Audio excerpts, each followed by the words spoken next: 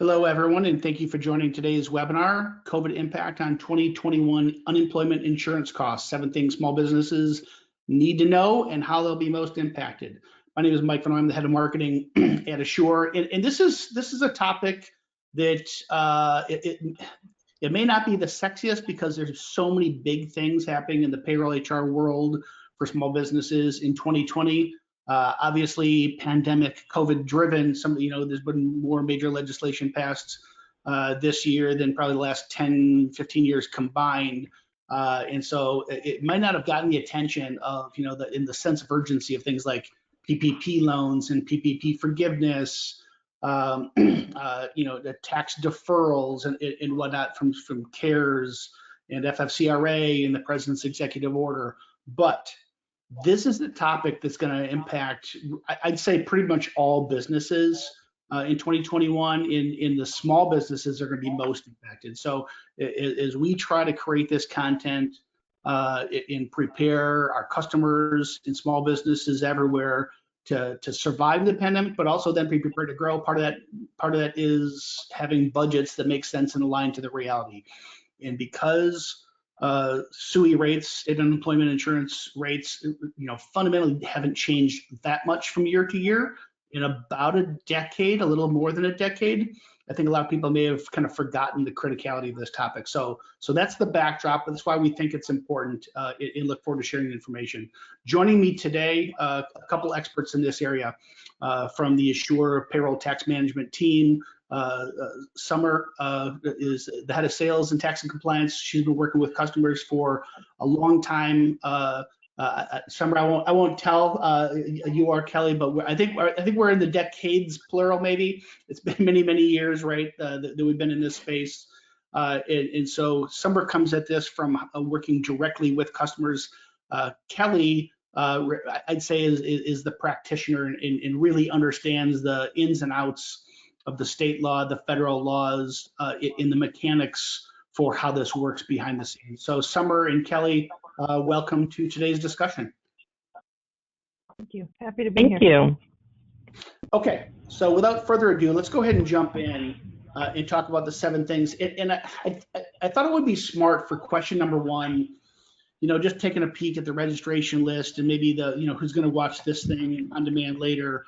I think we have a real mix. We have, payroll managers, treasury folks from some pretty good sized companies watching today that really understand this pretty deeply. And I think they're gonna probably value mostly the future kind of predictions of how you think this is gonna play out.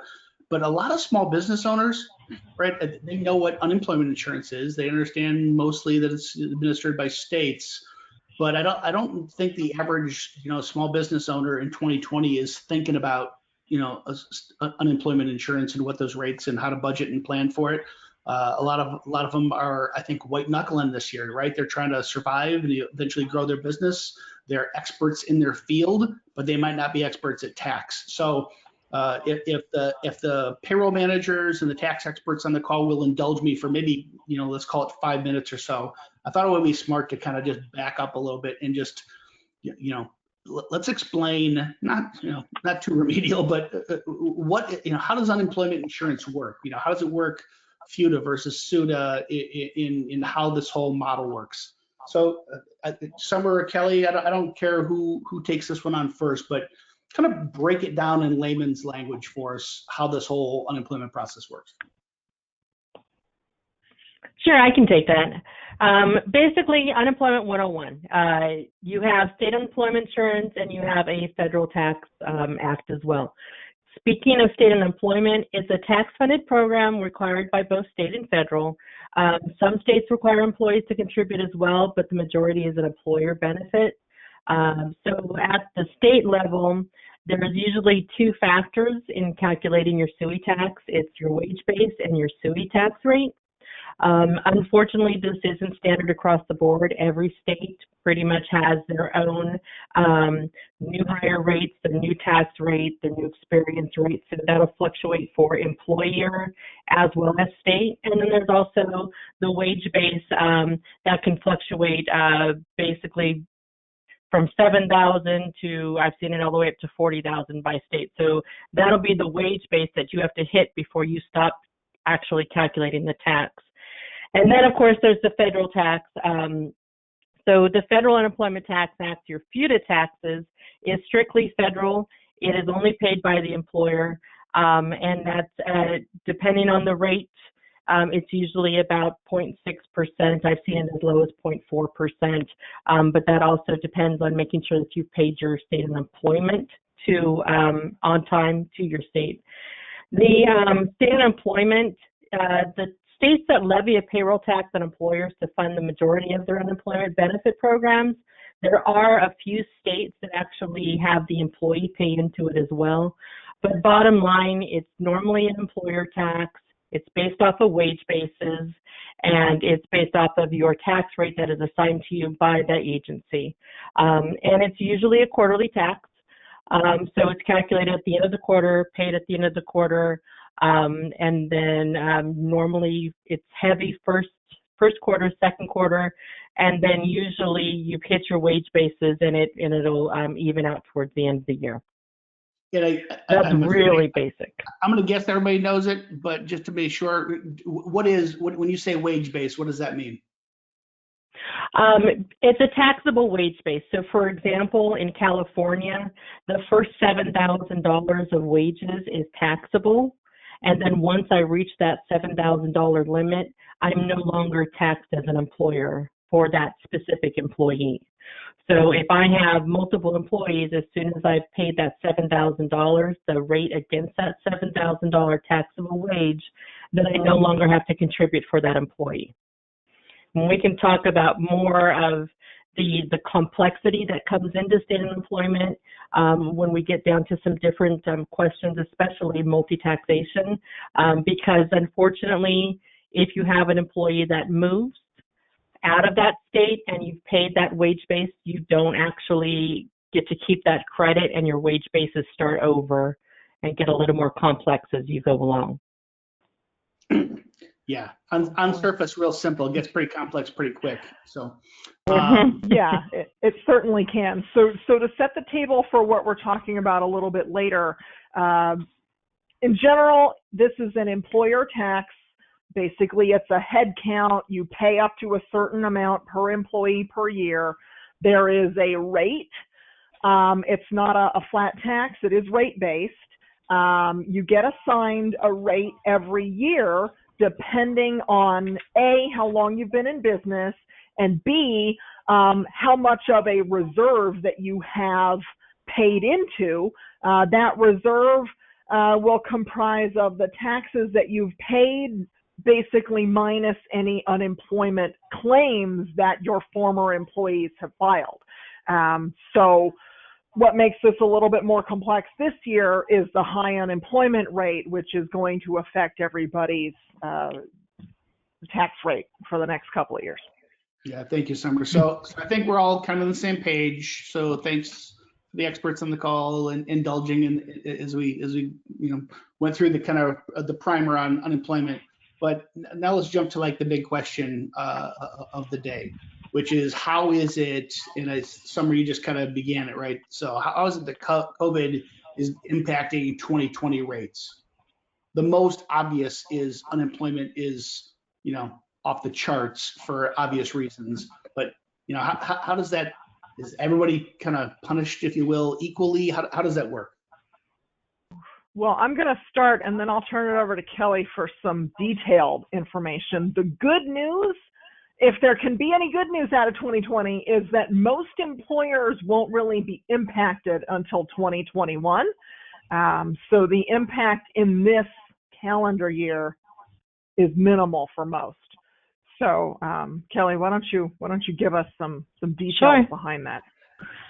Sure. So basically, what happens is your state unemployment, your SUI rate, is determined around June of the year. So we saw COVID hit in March. So those couple of months really are not going to impact the SUI rate for this year.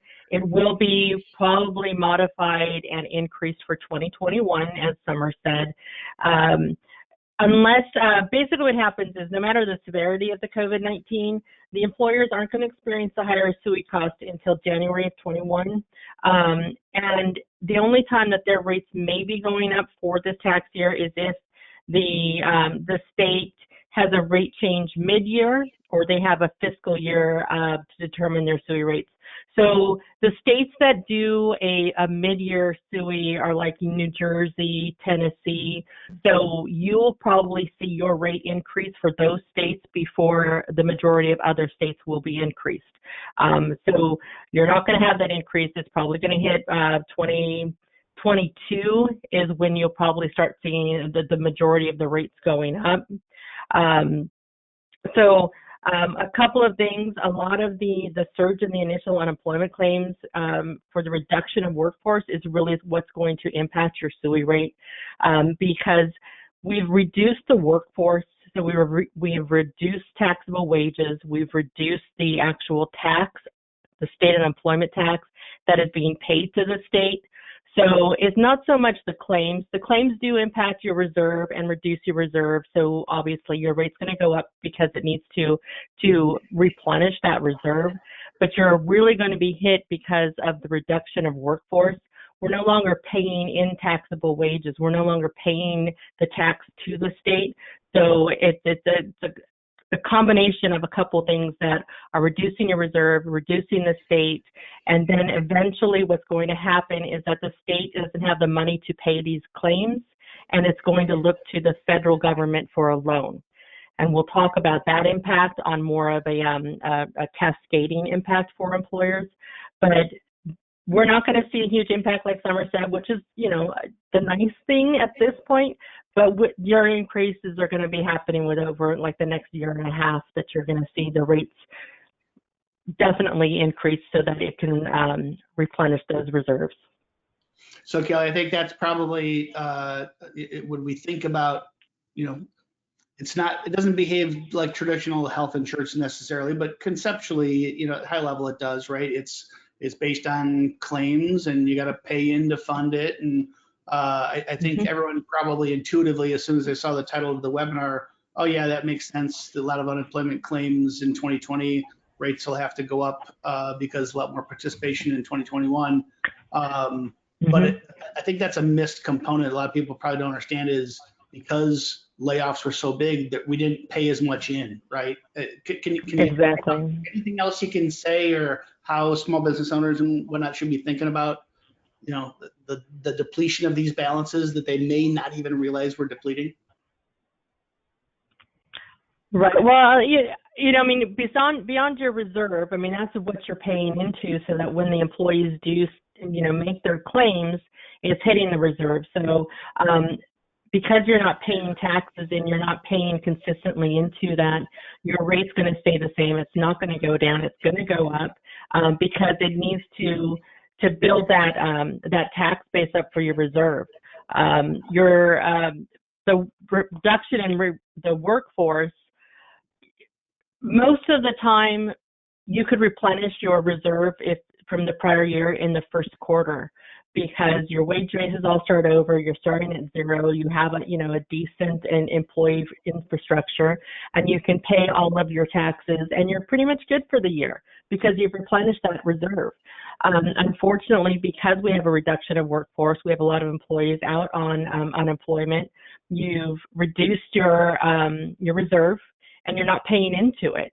So there's really no money there to take from or to build back, and so it's going to be a little bit of a hurt to our small businesses until the funds are replenished, whether by the federal or the state or your employee workforce coming back. So Kelly, this kind of goes back to maybe question number one of just how it works. Do I understand it right that it's not necessarily smaller versus larger impacted in the context of this question, but more industries that were more impacted by pandemic? Obviously, bars, restaurants, salons, entertainment venues, versus say, computer software programmers, business services where people can and did and previously even work virtual. It's good. unfortunately, it's going to be the heavier impacted industries that are going to be more impacted here, because there's not like some sharing of the pool like some big health insurance risk pool, correct? Correct. And, we've seen it in the past. There are states where some industries are predisposed to higher rates because of their business. For instance, the construction companies, they get hit with a much higher rate to start with. And they're, as they mature with their business, their rates usually continue to go up because they have high turnover. Same with the retail industry. They tend to have higher rates because they do have that employee turnover. So they're constantly depleting their reserve and then having to pay back into it. And that's one thing that's different now with COVID is we don't have that first quarter to pay back, and we're just depleting from that reserve. And I'm not quite sure if we're going to be in a position come first quarter of next year where it's going to be replenished like we have on our normal annual cycles. So good news, bad news, depending. So if you're a business that you didn't have to close your doors, your employees could work virtual, you kept on going, therefore you didn't have unemployment claims because you're not participating with some larger risk pool. It's based company by company. Probably no big deal for you. If you're a restaurant who was shut down for 1, 2, 3, 6 months, or maybe you're back at 25% capacity for a long time. Regrettably, do I understand it correctly, Kelly, that regrettably those impacted the hardest are going to be the ones hardest hit here as well?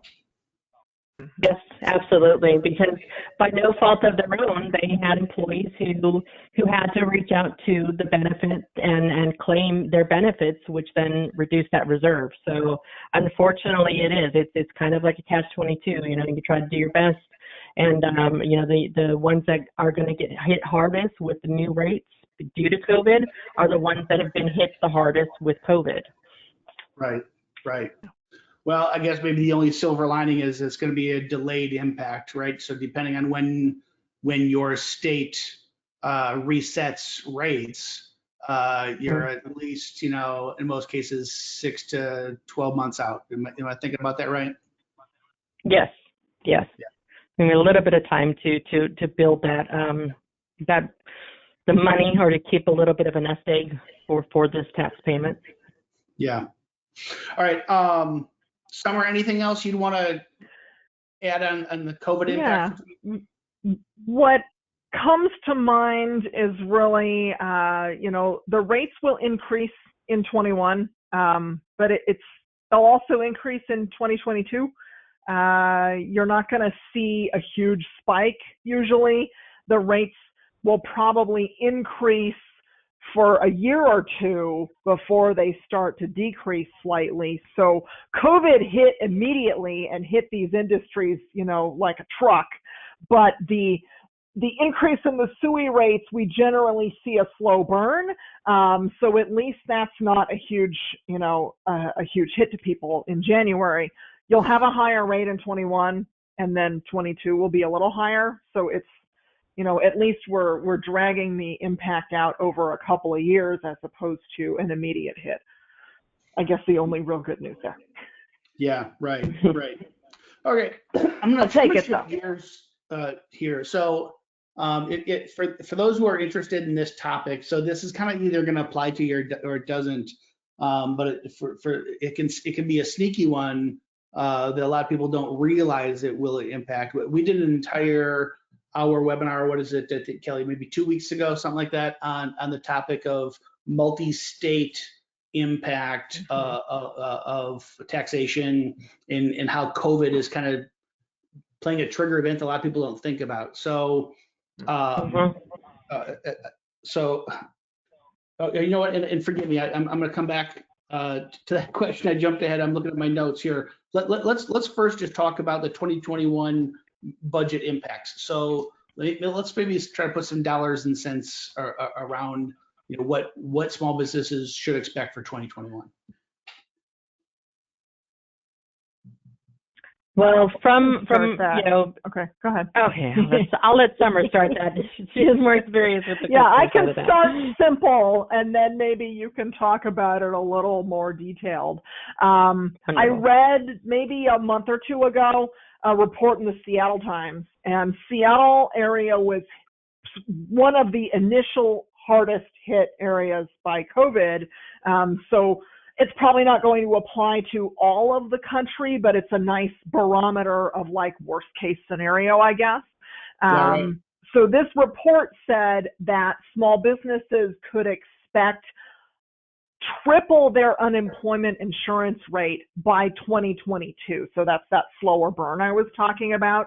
So places like New York City, Seattle, Los Angeles, you know, there's a couple of areas that have been harder hit, Chicago, maybe small businesses in those areas, especially the harder hit industries, could budget, I suppose, for maybe double their tax rate in 21 and triple the tax rate in 22 when we're looking at what their 2020 rates were. But other areas, you know, it's not quite so bad. You may be able to think of paying maybe double by the time 2022 rolls around. So I just thought that was a good benchmark. Yeah, so it's double sounds super scary. Kelly, can you kind of bring some clarity? Or doubling of what? What kind of rates are we talking about? Well, what I've noticed or what I've read recently is what people don't tend to think about. Your rate's going to increase because of your reserve, because of your trust fund and the depletion of that, and then the slow recovery of repayment. What I've also read about is not only is your rate going to increase because of these pieces of the depletion and not replenishing, is that a lot of states will increase that annual taxable wage. So like the example that we had where California was $7,000, in a lot of states, they will increase that so that they can get more tax on more dollars.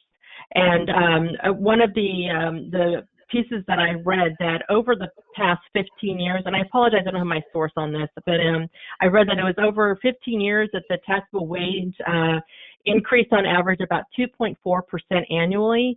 And then during the height of the recession from 2008 to 2009 to 2010, that the average increase went up to 4.8%. So not only are you getting an increase in your rate, which Summer said, you know, is potentially double, you're also increasing your wage base. So now you're even paying more taxes. So it can be a substantial hit to some of the small businesses. Yeah, a higher rate on a higher number, right? Right. Exactly.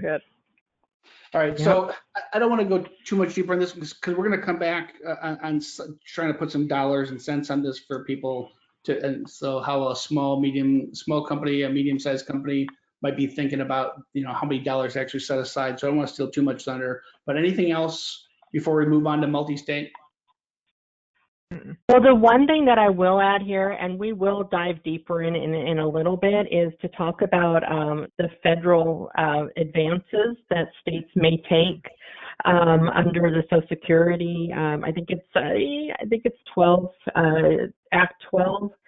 So what could possibly happen is that a state can take a loan against federal and then have to repay it, and it comes into play with this entire process called the FUTA credit reduction, and that may also have an impact on the small business and the repayment of taxes. So there's another element. Kelly, I want to come back to that when we talk about the cascading multi-year impact, because that really plays in then, doesn't it, for like year two? Yes, it does. Absolutely. Yeah. Okay. So I already gave the setup to this one real quick. Multi-state. With COVID driving, so kind of certainly there was a pivot point end of March, you know, late March, early April, depending on where you live, where all of a sudden businesses were shut down. All of a sudden, you know, people would start working from home who previously hadn't. So this is obviously an acceleration of a trend that's been going on for 20 years, right? As work from home, flexible work, remote work is continued to gain traction. But knowing that work gets taxed where it's performed. So like I live in St. Louis. If somebody lives in Illinois, drives across the bridge and works downtown St. Louis, they're being taxed at a St. Louis rate. But if all of a sudden they're working from home, theoretically, they maybe should be starting to be taxed at an Illinois rate, and nobody knew that they should have done that. Can you talk about how working from home, the COVID impact driving these changes might be affecting people that they don't even realize yet? Sure. One thing is that, anytime you start working in another state, of course, that state wants money. So you really have to be on top of the new states, what you need to tax the employee for. Is it state withholding, state unemployment, and there any local taxes? And beyond just payroll taxes, you have to look at, corporate sales tax, workers' comp. There's such a flurry of taxes and things that you need to look at when you're dealing with employees that don't work in your actual state of business. One thing that as soon as employees start working outside and it creates a physical nexus, which is, a physical being in a different state, you have to start looking at, as an employer, what your tax requirements are for those jurisdictions, and whether or not you're subject to state income taxes, like I said, gross receipt sales and uses, and also the state unemployment. Because normally what happens is if the employee is to leave your company or for whatever reason and collect unemployment taxes, that's where they're going to probably be working at from home. So with the opening of this multi-state impact of all of these employees starting to work from home, you have to go and register and start your state unemployment. You have to know your wage bases. You have to get your new employer rate, and you need to start contributing to state unemployment for your employees. And so that could be a double whammy, right? Because you might be in a long time established business, but if all of a sudden you're like starting from ground zero with a new employee in a new state, right? Mm-hmm. Exactly. You need to register, you need to get your new employer rate, you need to start reporting that employee. And then, obviously if you don't, and if you fail to do that, it exposes you to being non-compliant. And one big thing that a lot of people forget to do is to keep track of your employees, especially if they're working remotely. Sometimes employees like to move around because they, let's say I work here, but hey, if I go to Texas, I don't have any state withholding, so now I move. And you have to keep track of where they are if they are doing that. And you have to stay current with all of the state rules and regulations so that you remain in compliance. And then the biggest thing is to make sure that you file and pay on time. So it's a lot more to take on than just your home state.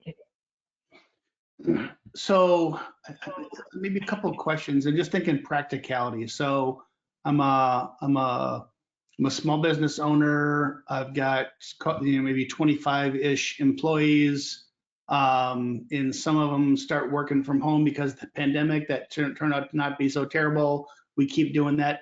What obligation do I have as an employer for really tracking this? Is it only when it's full time? Is it part time? And I kind of know the answer is going to be state by state. But Kelly, talk us through how business owners should be thinking about this. Well, if you're looking to minimize your compliance requirements, then I would definitely, probably look at your workforce being more of a full-time staff. The more part-times that you have, there's so many more payroll obligations that you have to look at that I'm not going to speak to. But if you have a full-time staff, you have to pay for all of the states that they're in, whether it's state withholding or the state unemployment. But as an employer, you have to keep track of these employees. You have to keep track of their wages. You have to keep track of, for some states, sometimes the taxability changes based off of, how you're paying things out. So you have to be aware of the taxability. You have to worry about your taxable, the wages and your rate, and then stay on top of that rate every year so that you're not overpaying or underpaying your state unemployment. And how much of that falls on the employer's shoulders versus the employee of where All remote of it. work is done? Right, but pretty much all of it, because it is, of course, if the employee moves or changes locations, so they should, obviously inform the employer of that move. However, ultimately, it will come down to the employer because they need to keep track of where the employee is. If the employee moves and you didn't pay the state of employment there, that state agency is probably not going to be very lenient because you didn't know your employee had moved. So you really have to keep track of where your employees are, where they're what the taxable wage base is, and make sure that you or your payroll system is increasing that wage base every year, as well as you need to be making sure that you have the correct rate to multiply against that wage base and pay the taxes. Yeah. So we're kind of going down this multi-state rabbit hole. I guess I would encourage anybody who's interested in this topic, you think it might be impacted. We go deep for an hour on just this. If you hop on our website, assuresoftware.com, go to the resources and webinars, recorded webinars section, you can watch an hour on this. Summer, anything else that you'd want to say on this? I mean, I think the biggest thing from a SUI perspective is, hey, if somebody moved across the border or they started doing work from home across the border, you might be starting over again with new rates, new base to establish. Anything else from a state unemployment perspective? No. What I like to tell people is that in general, the state in which the employee lives is usually going to drive unemployment, because you have to think about if they no longer work for you and they want to file a claim, logically, where are they going to drive to in order to fill out their unemployment claim? And usually it's the state in which they live. We go into bigger detail in that multi-state webinar. We don't have time for all my war stories, so I'll save everybody that. But what I will tell you is that it can get really messy. And what's fun is that if you make a mistake and you tax an employee in the wrong state, it can take, because now there's two states potentially that are impacted, the state that should be taxed and the state that is being taxed. It can take a year or more for them to figure this out. And that's pre-COVID. The states are doing the same thing that we are. They're working from home. They have minimized hours and all this. And so their response rates are longer. So if you think about having to amend a year or more's worth of quarterly returns out of one state and then amend them back into another state, you get into a huge mess. So it's really good to ask questions, a lot of them in the beginning, to get it right. And we're doing a webinar later this month on amended returns, where we'll touch on the more complex issues like multi-jurisdictional, multi-tax period scenarios. It gets fun. Yeah, you know what? In these states, they want their money, or they they at least want to try to get it, whether it's theirs or not, right? And so, right, especially now. Yeah, right. Their funds are depleted too. They have more incentive than ever to try to go after it. And filing it a amended return could be a fantastic way to all of a sudden get yourself audited, where they're looking at all transactions, not just the one you're looking for credit on, right? So it's complex. Yes.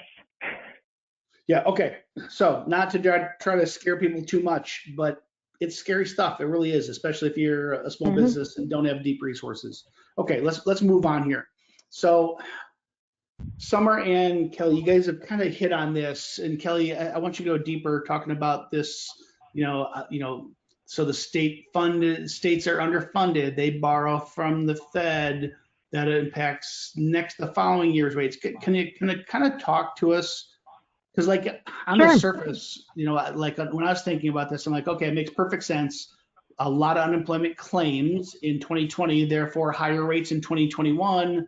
But assuming the economy kind of, there's a vaccine and the economy kind of normalizes, we get back into normalcy in 2022 and beyond. But share with everybody why they need to be thinking about this as a multi-year problem. Well, basically what happens is if a state is cannot fulfill the benefit claims, they're going to look to the federal government to help with money. So what happens is they'll reach out to the federal government to take a loan so that they can meet their unemployment benefits. And what happens is there's a reduction in the usual credit against the full FUTA tax rate. So what I'm meaning is employers normally have a 5.4% credit towards the 6.0% FUTA rate.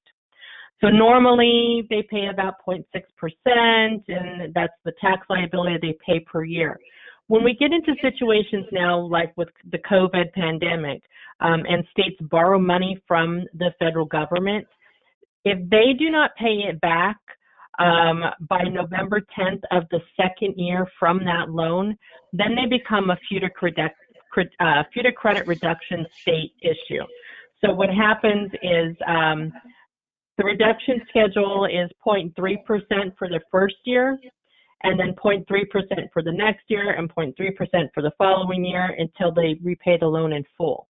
So instead of having that 5.4% credit against the 6.0% rate, now maybe they have a 0.9 rate that they have to pay. So instead of 5.4, they get a 5.1 credit reduction. So now they've got to pay, 0.9% of the tax. And a lot of employers don't anticipate that because they're so used to always paying that 0.6% for the tax, that when their rate starts increasing because the state hasn't repaid the loan, it becomes a surprise to them. And sometimes they're not even aware of it until they go to pay that tax or file their 940 form. So in a nutshell, if the state hasn't paid back the federal loan 2 years after the date by November 10th, then their FUTA rate will continually go up and they will pay more taxes. So this, how long, if I think about a multi-year arc before we normalize, assuming there's ever going to be such thing again as normal, what do you think? I think 5. From what I learned during the last recession, and they started for different reasons, but we still have high unemployment rates, and so the result is pretty similar. We saw a large number of states, with every employer in that state, whether their industry was hard hit by the recession or not, if your state was hard hit by high unemployment claims, then you're going to pay extra federal unemployment tax for potentially, we're looking at a 5-year impact from what I can see. So that's interesting that you compare against the 2008 recession, right? So, so if you're what is that, 12 years ago? So, and if that was a 5-year curve, if you're in business, the last 5, 6, 7, 8 years, you might not. This might come as a giant shock. If you were in business and survived that, this might be, no surprise. But maybe let's talk about sizing it. How big? Before we jump on, because that is in fact our next question, how to size it. Any other drivers that make this a multi-year impact? I think you explained it really well. Well, one thing I would also say is that FUTA is federal. So if you have multiple states, your rate, your credit reduction from that's coming back to pay back your FUTA tax, your rate may change per state. So if one state's been really great and they repaid their loan, but another one didn't, your rates may be a little different. So you have to look at, there's a piece of the form for the 940, which is the FUTA filing form for this tax. You have to look at the Schedule A, and it'll give you which piece or which rate of the tax you're paying back. So it gets much more complicated than just the payback at a single rate if you're multi-state. Got it. All right, let's jump to the next one then for sizing this. So, and maybe I don't know if this is a fair comparison, summer or not, but if we tell people they should be thinking about this to have like a 5-year arc, let's maybe first question. So the recession had big unemployment numbers. Unemployment rates were maybe even higher at a certain time, but it didn't hit like a truck, right? It happened over a several month period versus all at once. How should be for those people who lived through it? How should they be thinking about this? Is this going to be roughly the same size and same impact as the recession? Is this twice as big, half as size? I like to try to make things super simple and then realize that every business is different and all that. And if you don't currently have a CPA, it's probably a good time to hire one. So let's see, if your company was hit particularly hard by COVID and you had to furlough or lay off or right size, or you were closed for a while, you're probably going to be looking at maybe double the SUI tax, your state unemployment tax, for the next couple of years. Where it gets a little interesting is in most states, your unemployment tax rate will reset as of January 1, but the states usually don't have all of their stuff together by January 1st. So sometimes they might not let you know about that new rate until maybe March, but it goes retroactive. So now would be a good time to start putting money away in the rainy day fund, assuming that the amount of unemployment tax you pay in April is probably going to be about double what you paid last April. And then it gets more interesting when we can assume that in a couple of years, you're also going to owe additional federal unemployment. This is where, even if your particular company was not hit hard by unemployment claims, maybe you're an essential business, but your state was hit particularly hard. So let's think of a bookkeeper located in New York City. They didn't have to lay anybody off, but New York State has a ton of unemployment claims. So if your state was hard hit, you're probably going to owe additional federal unemployment tax, even if your state unemployment rate didn't go up. And it doesn't hit all at once, like Kelly said. That they increase it incrementally each year, so it's also a slow burn. But maybe start thinking about a couple years from now, you're going to have to pay extra federal unemployment, and it's probably not double, but it could be like 150% of what you paid the year prior.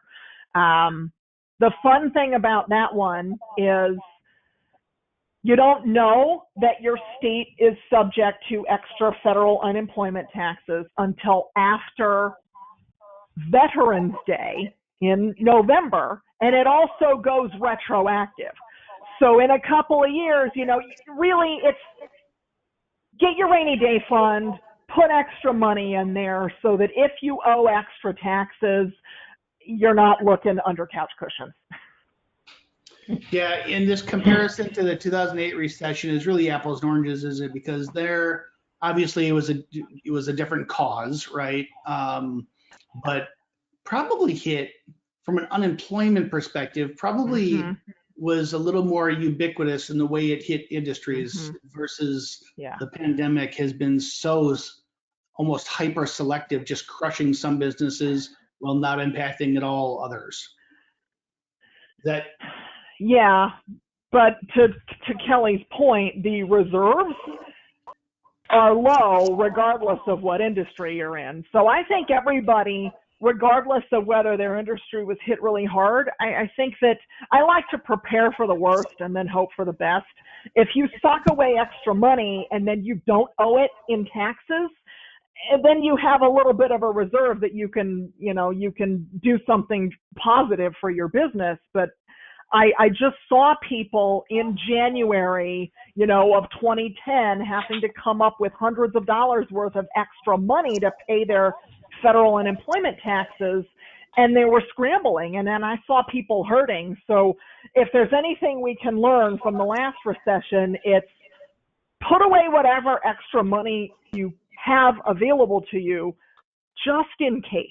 Because it's easier to put away $100 here and there rather than come up with several hundred all at once. So let's do this. Let's wrap up on the sizing issue here. And I'm going to trust that, if you're a medium size or larger company, you have a payroll manager, you've got treasury people and finance that understand this stuff deeply and can kind of calculate your exposure.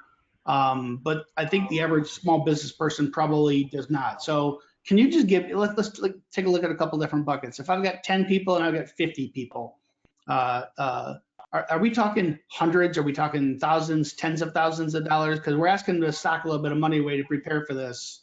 A lot of this has sounded pretty doomsday, but I think we're not talking life-changing money. We're just talking about disruption to budget. If I'm thinking about this right. Yeah. So I have some ideas, and then Kelly can tell me if I'm crazy.